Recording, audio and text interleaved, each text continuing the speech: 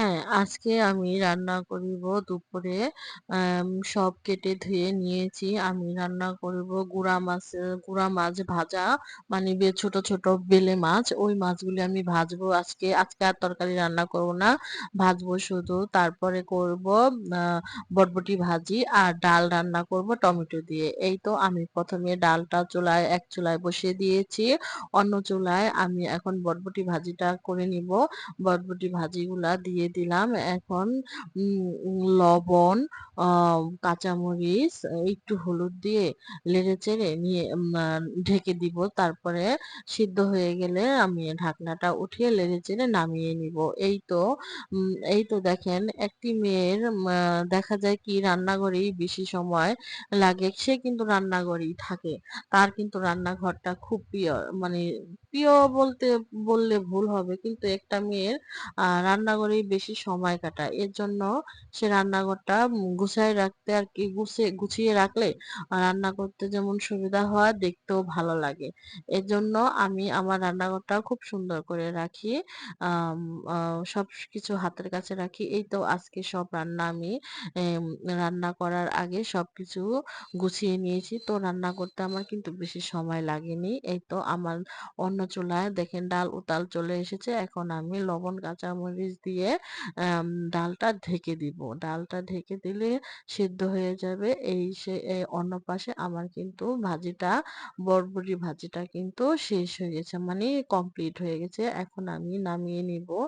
নাম নামিয়ে নিয়েছি একটা বাটিতে। বাটিটা আমার পড়ে যাচ্ছিল। কিন্তু আমি ছেনি দিয়ে সরিয়ে নিয়েছি। দেখেন আমার বরবটি ভাজিটা কিন্তু বেশ একটু তেল কম হয়েছে। আমরা কিন্তু তেল একটু কমই খাই।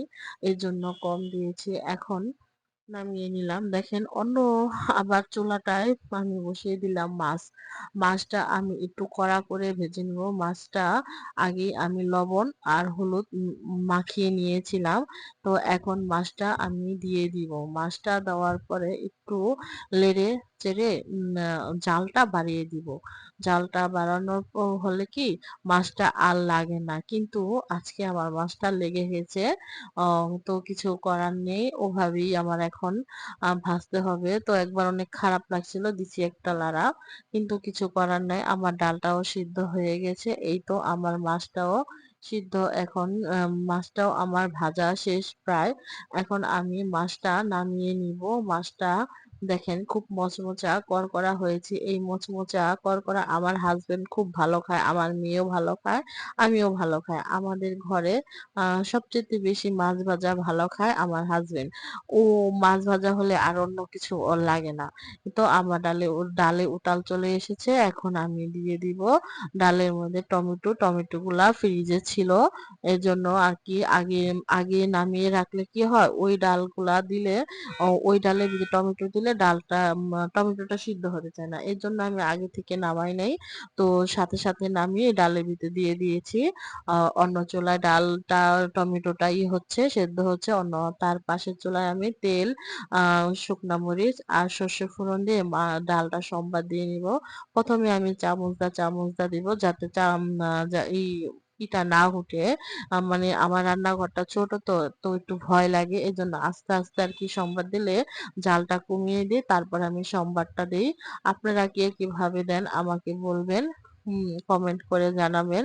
এই তো ডালটা আমি নিয়ে দিলাম একবারে এখন যে কমে এসে তারপরে দিয়ে দিলাম ডালটা। এখন আমার ডালটা দেখেন খুব সুন্দর কিন্তু একটা কালার আসছে। এখন আমি লবণটা দেখে নিব। লবণটা ঠিক আছে। এই তো আমি এখন ডালটা নামিয়ে নিব।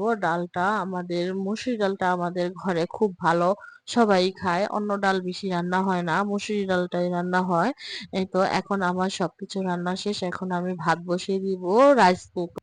এই তো আমার রান্না শেষ। আমি গোসল করে নিয়ে এসেছি। টাটা বাই বাই, সবাই ভালো থাকবেন।